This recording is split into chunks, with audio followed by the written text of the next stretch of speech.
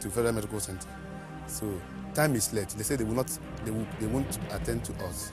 So the doctor is not around. So one doctor and one nurse came out to come and check what happened.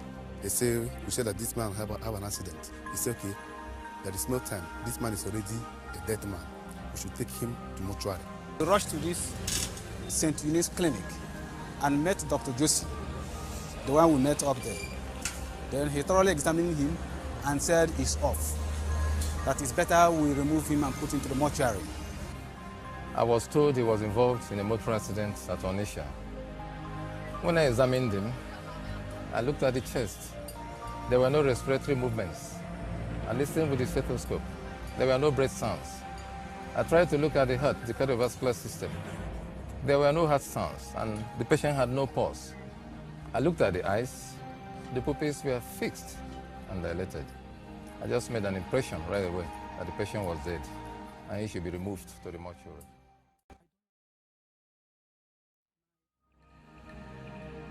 When they brought him in here, he was being brought by the father and the wife. Then there's no life in him, no heartbeat, no any sign of breathingness. They accepted him as a corpse. Then after all those, I checked all around the body and everywhere is so stiff. That was what gave us the strength to start our procedure. When I sent him in to the second room, the last slab. On Saturday, when we were sleeping in the night, the wife of my son, for I took him to the mortuary. The woman said that the husband is disturbing her, that they should carry her to Onitsha for Reverend Bucky. Sometime my father-in-law considered, then both of us, he went to them and planned with them. Before I could come, they have already put my husband inside the gasket, and I was with my first son, Victor. So when we reached, I hid the child somewhere so that he will not see the father, because as he questioning me, where is my daddy? Bucky was here on the 2nd day of December 2001 to commission the Kingdom Life World Evangelism, which is the evangelistic arm of this great ministry. We put out the advert. We even invited people to come that is going to pray for the sick, and he's going to pray for the Onitsha people. Then we're on the platform around 1 p.m. Bucky was preaching. Suddenly somebody came to me and they told me that they brought a man with an ambulance, a coffin. I felt that the anointing will be so high here, that the anointing will resurrect my husband. That was what I felt before coming down.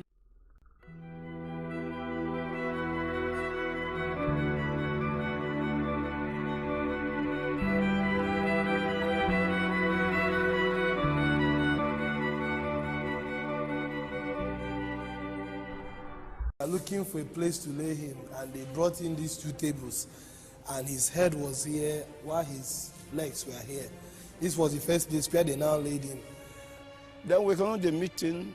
Bucky finished. He prayed for people. After praying for the people, I took him to the office. Somebody rushed in and said, "He's now breathing, that he's breathing, he's breathing."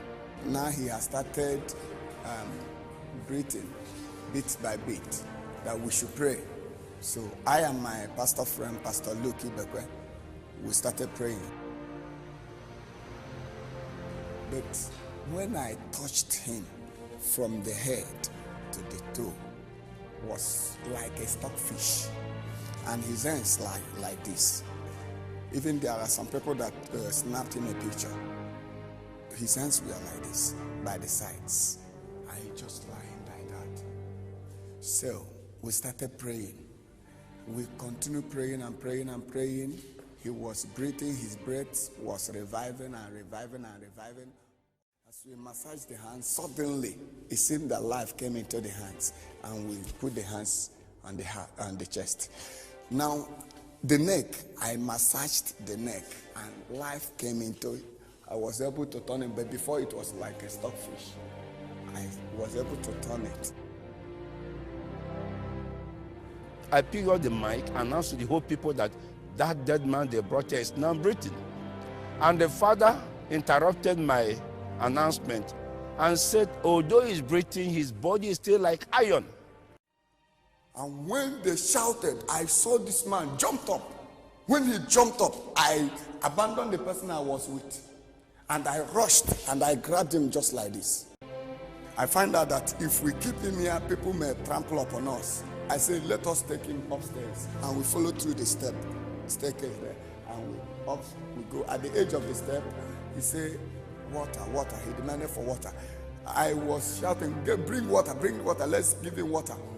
And as they were delaying, he was asking me, my file. And I said, that is the file the enemy is using to accuse you. Just cool it, you will understand. As we carried him to the pastor of priest's office under the fan, we kept him there, and the fan was rolling. He was still asking, where is my file?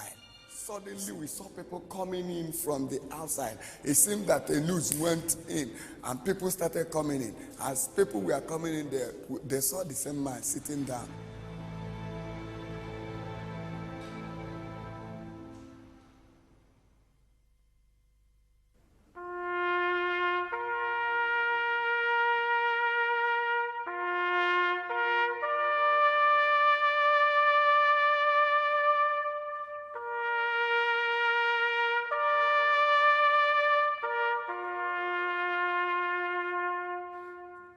Took me off. So we came to a place that they now handed me over to an angel, one of them. So that one now took me to a place. He told me that we are going to visit paradise. That was what he told me. Because I was communicating with him as human being, everything you can. I asked him questions, he answered my questions. He was holding me like a friend. So he now told me that we're going to visit paradise. So we now visited a place. When we approached the place, I saw a multitude of people that look exactly like the one with me, that angel with me. The angel with me was having a white apparel. The body was pure white. The apparel was pure white, but the apparel doesn't look removable from the body. So, and when I saw this crowd, they were looking exactly like the one with me. So in my heart, I said, oh, look at where the angels gathered. That was what I thought, because I was still having thought in me there. So now he told me that this is where the saints that had died, this is where they are. So while I watched them, they were singing praises so wonderfully. You know, it was as if there was a force inside that environment that controls what they do. When they want to raise their hand, they raise it at once. No one will be faster, no one will be late. If they want to bow down, they will just go down. Wow, no one will be faster, no one will be late. As if there's a force controlling them doing all those things. I was hearing a lot of musical instruments, but I never see anyone. So while that experience was going on, in my spirit, I desired it most to go in there to join them. I even made a move. He said, no, I still have a lot of things to show you. Don't go in. So after that, he now said, let us go and visit the mansion Jesus promised. Are you getting what I'm saying? He now took me to a wonderful place. In fact, what I saw there, I don't have anything to describe it. It was so glorious, very wonderful mansion. You look at the building, you look like glass, look like gold, look like whatever. Even the flowers there were looking like gold. So, you know, when I was looking at that place, he now told me that Jesus have finished the mansions, but the saints are not ready. He now said, now let us visit hell. That was the last distance. Now, that's one thing that happens. From the paradise, whatever he says, we appear to the place. We never fly, we never move. Immediately he said, let us visit the mansion. In a twinkle of an eye, I just found a place that looked like that mansion. So from that mansion, he now said, let us visit hell. In a twinkle of an eye, we found ourselves the place. So immediately we approached the place. That gate was so big, so large. They wrote on top of it, welcome to the gate of hell. As soon as we got to the place, the angel just raised his hand like this, waved it down, and the gate opened with a wonderful noise. So immediately the noise, the gate opened. I started hearing lamentations. So I now look inside, I saw people like us here. They were having the same, they were putting on some clothes, the same flesh, some are black, some are white. They just look like us outside what I saw in the other side. So they were shouting, there was a lot of pains, a lot of torment, to the extent that immediately that gate was open. It was as if they were seeing me. And I don't even think that they were seeing the angel with me, because I was standing with the angel, because they never asked the angel to help them. They was asking me for help, shouting, and I remembered one wonderful one because I'm a pastor, so that one touched me so much. He was shouting that I'm a pastor. I only ate church money, that I'm ready to refund. Immediately he just wanted to say, I'm ready to refund it, that I should help. That force that we are tormenting, I never see any fire there. I never see any flame here. But the torment there looks as if people, that they are inside fire. All these things the angel was telling me, I was writing them down in a file. The angel gave me a file and a pen. I was jotting all of them down. Even when I walk here, I remember, that was the first thing I remember, that file. I asked them, where is my file? They couldn't understand me. So all those things I saw, I jotted them down, but it was later I realized that the file might be my memories and all that. So while I was shouting, asking him for help, he said that I have another chance to go back. He mentioned this, that the requests of the rich man in hell have been granted to this generation. Now that I woke up, I read the Bible, I realized that the request was, the rich man was requesting that a dead man should be sent back to the world.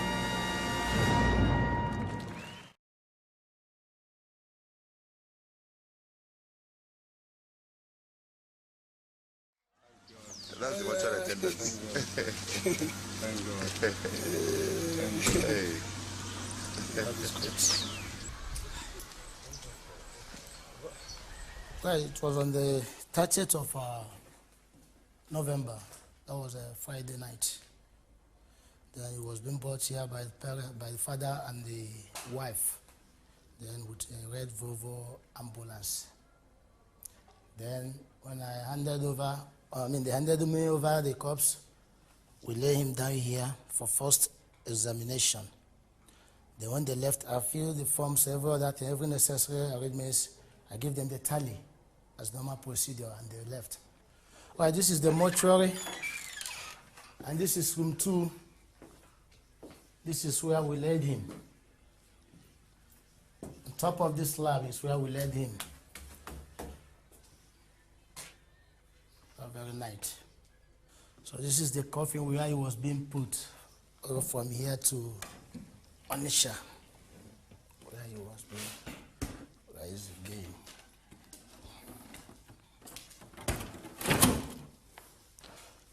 These are the piece of cotton wool that we use to close your stockings,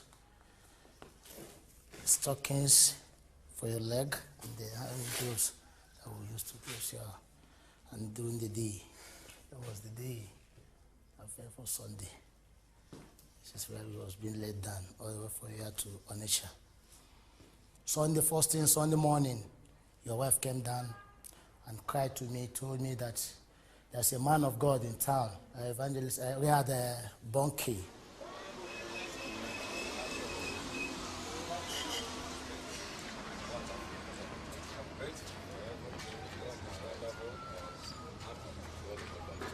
Well, it's shocking. Seeing a dead man, somebody that was once dead, is now alive. It's very shocking. And again, looking at the person and almost discussing with him. To God, all glory should go. Up to now, I'm still afraid of him, because the experience I saw on Friday and what I'm seeing here today, I think we should give God thanks. Because I can't believe it. I can't believe it myself. But that time, on Monday, when he came to my house, he was smelling chemical. He was smelling chemical all over him.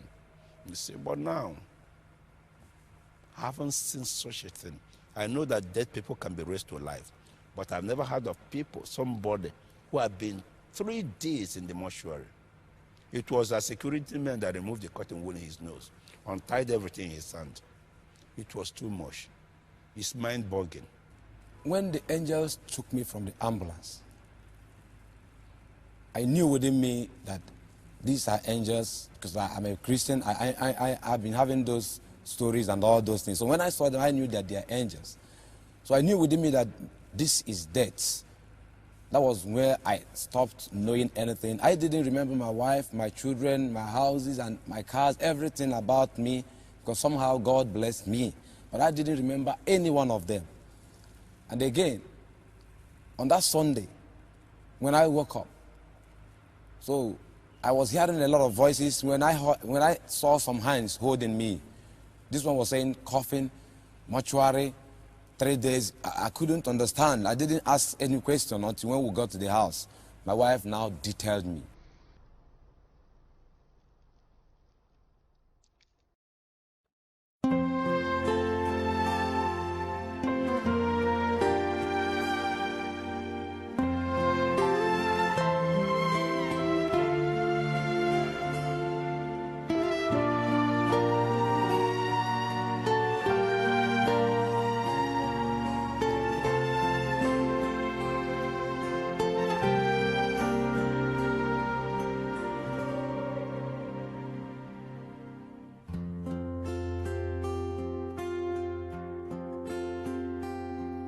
Tuhan, Engkau ajaib bagiku,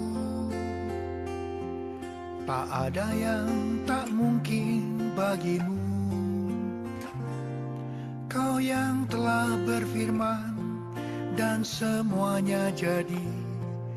Tuhan, Engkau ajaib bagiku.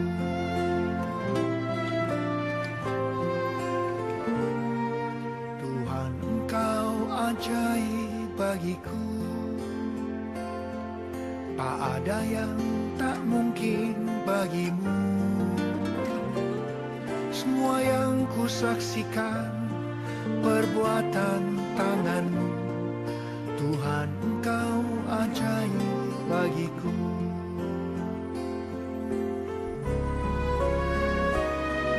Tuhan, Engkau ajaib bagiku, tak ada yang tak mungkin bagimu. Kau yang telah berfirman dan semuanya jadi. Tuhan, Engkau ajaib bagiku.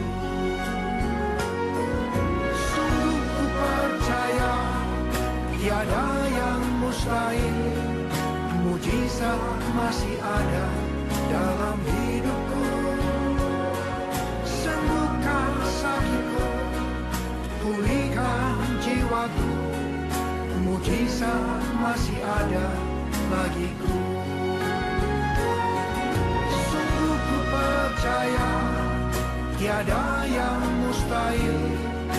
Mujizat masih ada dalam hidupku.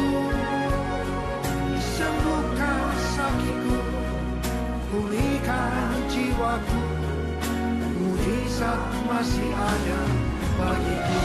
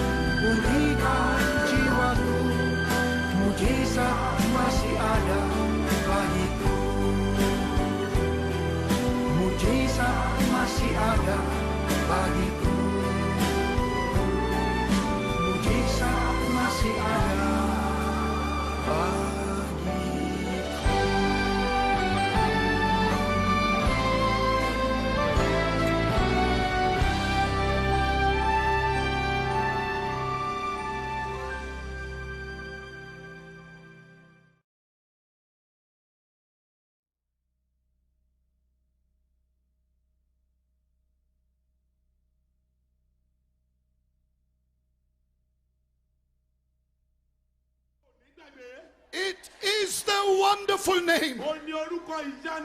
It is the matchless name. It is the glorious name. It is the name above all names.